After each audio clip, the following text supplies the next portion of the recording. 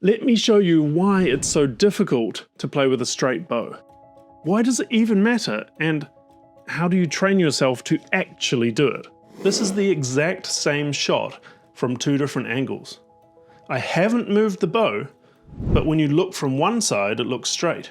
But then when you look from where your eyes will be when you're holding the violin, it looks crooked. Now let's reverse that. This obviously looks very crooked. But then when you look from where you'll be when you're holding the violin, it looks straight.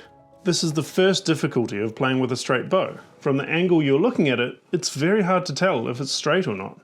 The second reason it's so difficult is because the natural movement of the arm goes in a curve around your body. And obviously this isn't going to work, so we have to counter that.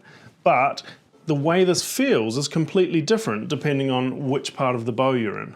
In the lower half of the bow, your elbow has to come forwards, and so you're mostly using your upper arm to play with a straight bow in the lower half. And then in the middle, we can just open and close our elbow, and the upper arm is hardly moving at all. But then at the tip, we have to push our elbow forwards again in order to stay straight. So to combine all of this together, when you can't really see if your bow is straight or not, it's really quite difficult. Why should you care?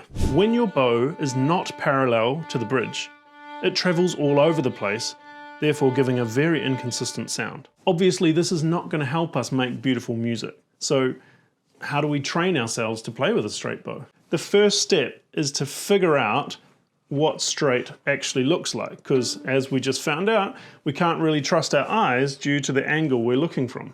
You need a mirror or a front-facing camera to figure out what straight should look like. Turn so the violin is exactly sideways to the mirror. You want to see just the thin side of the bridge, not the front or the back of the bridge, just the thin side.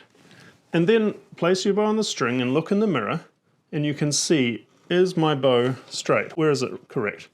And then you look at your violin in real life, and it should look like your bow is pointing a bit too far that way, even though you've checked in the mirror and it is actually straight.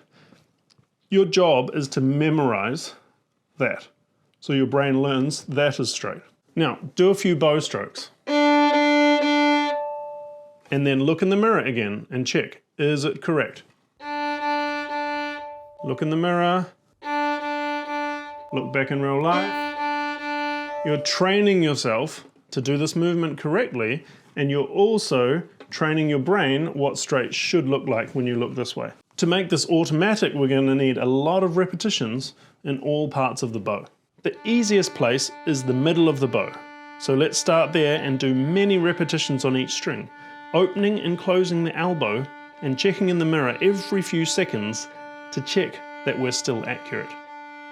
Make sure you don't only watch in the mirror, because you also need to train your brain what straight should look like so that you can visually adjust in performance as well. Once you're going well on open strings, start to add more difficult notes, like a scale or a very simple etude. Really make sure you go back and forth between the mirror and looking this way, because you need to train your brain so that you can adjust in performance by looking directly at the bow when you don't have a mirror handy. Next, we're going to work at the tip. And so here we're going to push our arm forwards to stay straight. And some people actually can't reach the tip.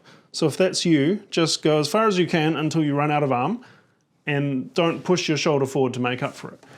When we're doing this, it feels really like we're bowing out in front of us, not going side to side. And the start of the up bow also has to come back towards you. A lot of people do this. So make sure you push out and then you come back as well. Now let's work in the lower half. Most people find this the hardest, and just pay attention. This is the most comfortable position, but obviously my bow is not straight. So if I allow my fingers to be flexible and my pinky to bend, actually I don't have to move the arm to stay straight, I just can bend my fingers. And so then we're going to do lots and lots of bows. Look in the mirror, am I straight? Look here in real life. It'll feel like you're pointing around the corner this way.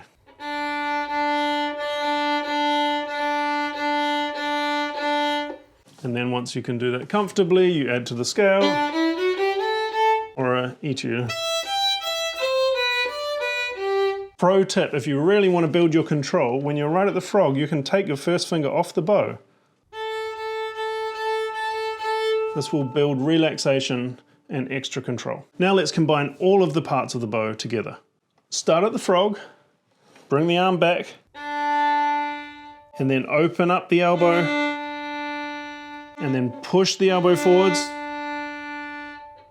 And then for the up bow, bring the arm back towards you, close the elbow, and then take the elbow forwards, and repeat.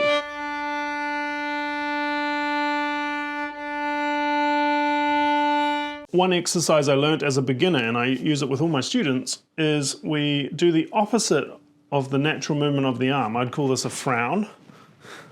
And what we're going to do is we're going to do smiling bows, where we take the bow exaggeratedly wonky, but in the opposite direction to what we'd naturally do. So we're pushing way forwards. What often happens is when you just stop thinking about that, suddenly you have a straight bow. Or for some students, they try and do the smiling bows and then they end up playing a straight bow for the first time. To level up further, I recommend practicing Martelé, which is a very fast stroke. You grab the string with a heavy bow and then you shoot extremely fast. This functions a bit like a test. If you don't have a straight bow, it's extremely obvious. It just doesn't work. So work on your Martelé in all parts of the bow. Heel, middle, tip, and then do half bows.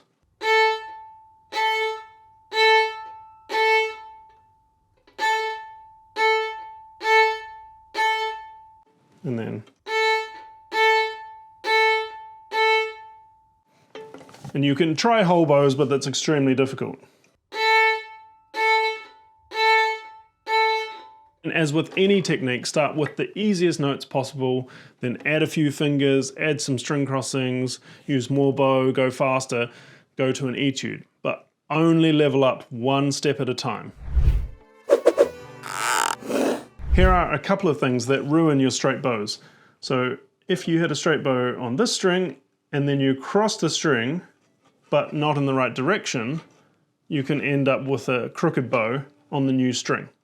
This can also happen if you use too much wrist. So if I play here and then I drop the wrist, the bow goes very wonky. So you have to be careful with that one too. The second thing that ruins your straight bow is inflexible fingers. So when you're at the heel compared to where you're at the tip, the bow is pivoting a lot. And if your fingers are locked, it's really hard to play. You have to contort yourself to play with a straight bow. And tip.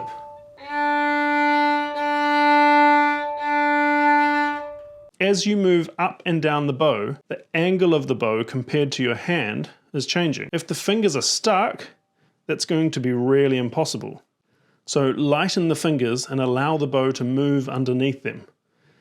Imagine that it pivots on the second finger as you move from tip to heel.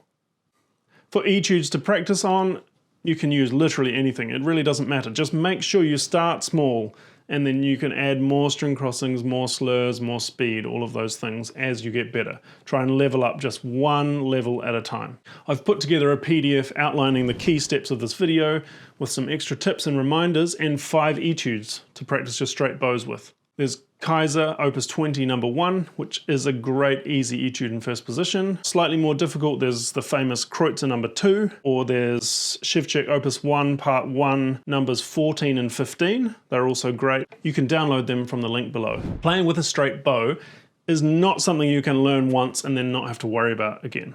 I often find myself practicing and thinking, oh, why do I sound so awful? And then I look in the mirror and realize, oh, I've gone crooked again. So then, a few days of focused practice in all parts of the bow, especially the heel, and then I find it again and everything cleans up. Chances are you'll be going too far forwards one week and then too far back another week. You always have to keep checking to make sure you're on the right track. This is one of those fundamentals that has a massive impact on your playing, so hopefully that clarifies how to fix it. And if you're a bit more advanced and feel like you've nailed this straight bow thing already, check out this video where I contradict everything I just said and teach you how to play with a crooked bow on purpose. Good luck. Happy practicing.